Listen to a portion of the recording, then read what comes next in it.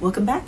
I'm T with House&Home, and today we are going to talk about HOCL, or sanitizing water, as some people call it. Now, HOCL, or sanitizing water, stands for hypochlorous acid. It's an all-natural chlorine that our own body produces using salt, electricity, water, and oxygen to kill microbes. It kills 99.9% of all germs, viruses, fungi, including the coronavirus.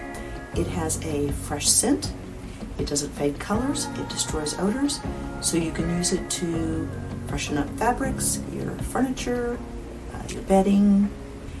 It's lung safe, skin safe, and safe to wash your fruits and vegetables. And you can buy it pre-made or buy a machine, which is what I did.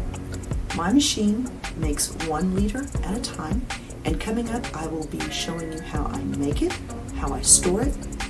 I will be doing a parts per million test and a pH test. I will show you how I clean the machines, the cost of the machines. I will be showing you how I make my all-purpose cleaner. I will be doing a Blacklight test. And I will also be providing links in the description below to anything that I can. So, let's get started. These are the Eco1 Hypochlorous Acid machines. I've put 1 liter of tap water into each of my machines. Now the instructions say to use tap water or purified water, but tap water is cheaper, so that's what I'm using.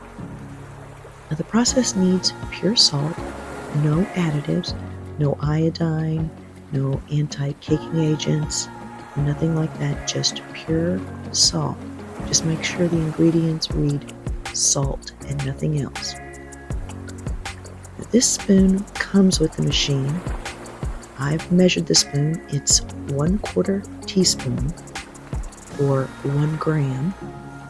And the directions say to use 2 spoons of salt per liter of water. So that's half a teaspoon or 2 grams of salt per liter.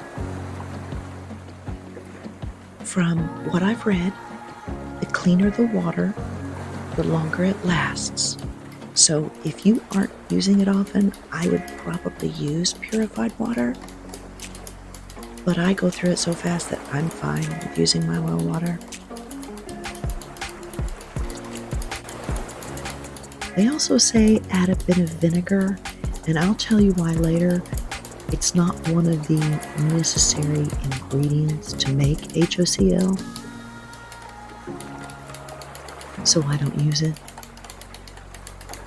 Now there is a measuring mark on the machine, but it's so hard to see that my camera doesn't pick it up.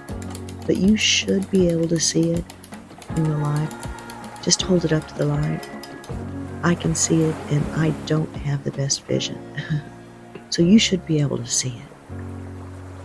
The way the machine works is it sends electricity through the salt water to form hypochlorous acid, also known as HOCL, or some people call it sanitizing water, but I'll continue to call it HOCL or hypochlorous acid. Now, it also needs oxygen to make HOCL, so the lids have strategically placed vents for this purpose.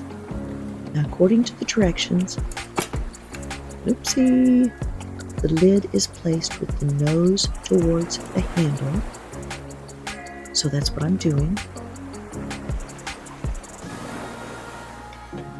Okay, this unit has 3 different timed cycles. Pressing the button once is a 3-minute cycle, twice is a 5-minute cycle, and 3 times is an 8-minute cycle. And as you would have probably guessed, the longer the cycle, the more parts per million the unit creates. I like to run 3 8-minute cycles per unit, so I press the buttons 3 times on each unit and do this process 3 times.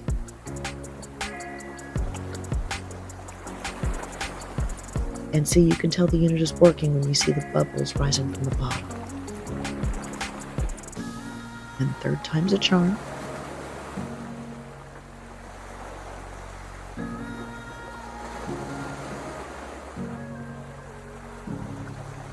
Okay, here I'm testing the parts per million and the pH. You can get these test kits online, and I believe the parts per million test kit came with my machine, but don't hold me to that. It's been a while, so I may not be remembering correctly. Oh, and don't test the HOCL while it's plugged in like I'm doing there. That's just not a good idea. These pH strips test whether a chemical or substance is neutral, which has a pH of 7. Anything under 7 is acidic. Anything over 7 is alkaline.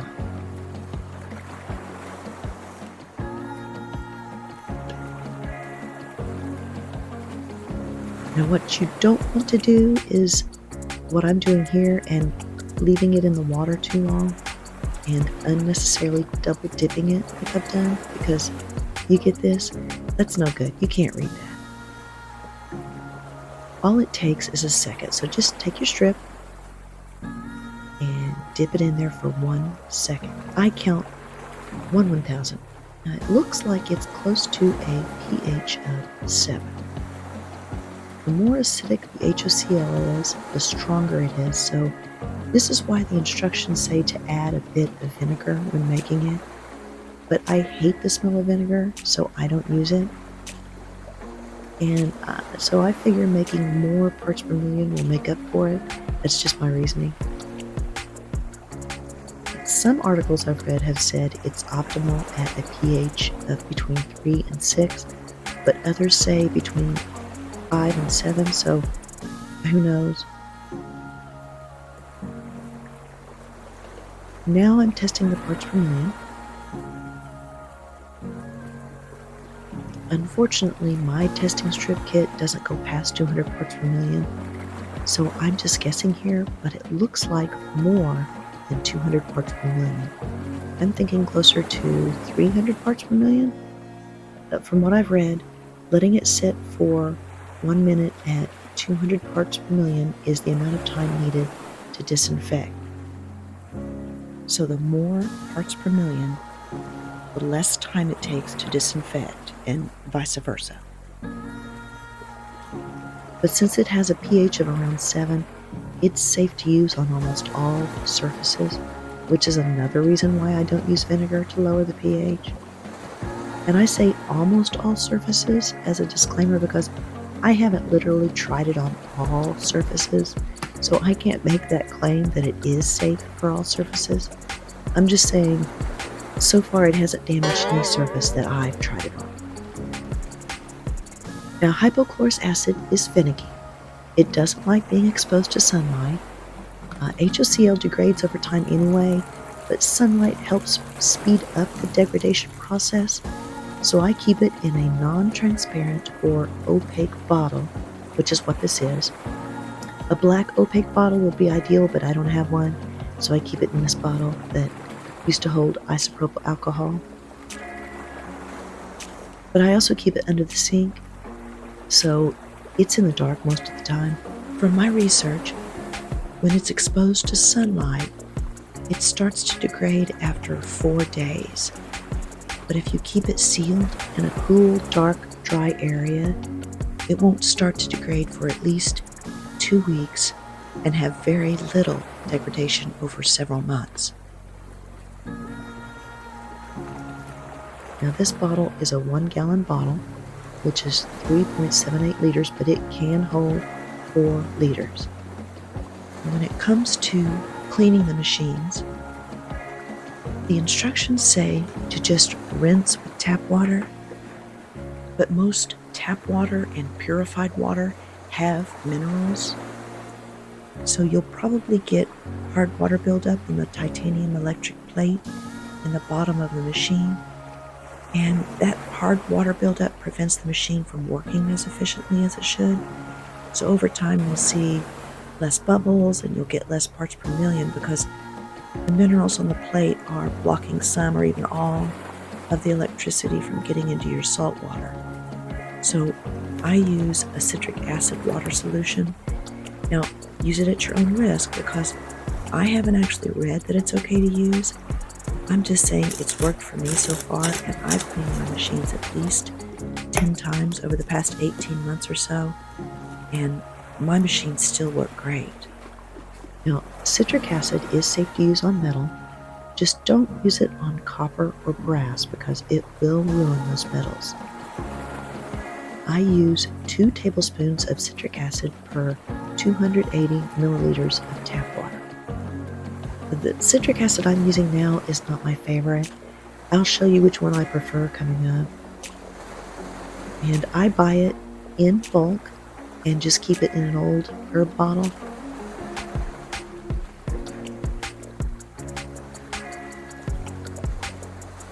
Also, I use warm water because citric acid dissolves easier in warm water. But either way, for best results, just make sure your citric acid is completely dissolved.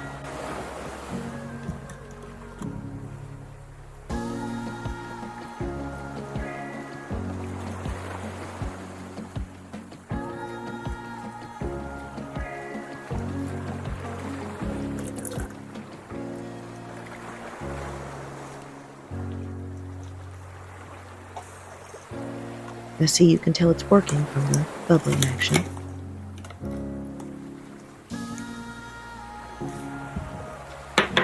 So far, using this citric acid cleaning solution in my machines hasn't affected its performance as far as I can tell. And I've had my machines for many months. I'm not saying that it's okay to use, I'm just saying I use it. And so far, it doesn't seem to affect the machines in any negative manner from what I can see. And they always come out looking brand new. But once it stops bubbling, it means it's done, and it's effectively removed all of the mineral deposits on the plate. So then I pour the citric acid water out and rinse the machine thoroughly. Just be careful not to submerge the machine in water. You just want to rinse the inside of it out and occasionally wipe the outside with a wet cloth. Now here are the citric acids I've tried. The one on the left is the Millard's brand citric acid. I prefer that citric acid over the one on the right. The one on the right leaves this, whatever this is. I don't like that. And since they are self-cleaning, there's no need to use soap. Just place it on the dish rack to dry.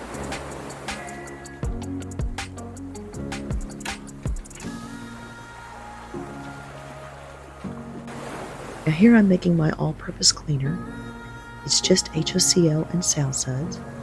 Sow Suds is a plant-based liquid cleaner that suds up like dish soap, except I think it produces much more suds, which means I use less per bottle, but you could use any liquid sudsing cleaner that you prefer, as long as it isn't a citric cleaner with limonene, and that includes citric acid.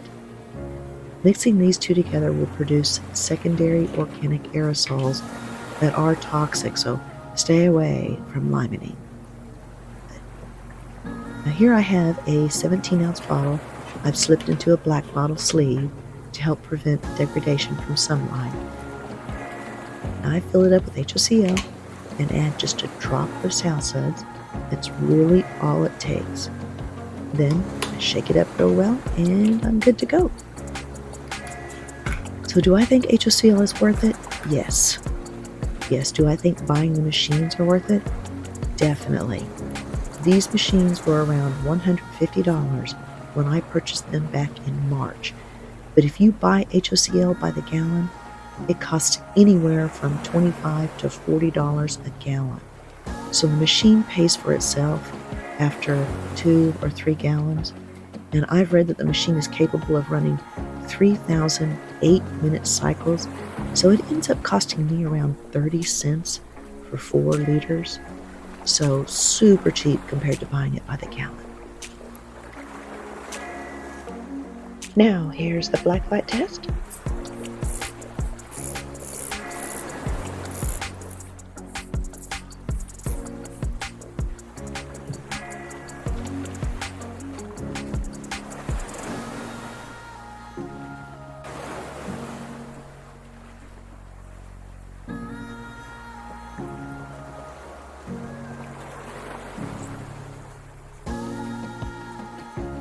Looks clean to me. Oh, and that's just fingernail polish. Teenager's bathroom. And I hope you found this video informative, and I hope that it helps you in your journey towards a happier, healthier home. Here, you can click on one of my other videos. Oh, come on. You know you want to.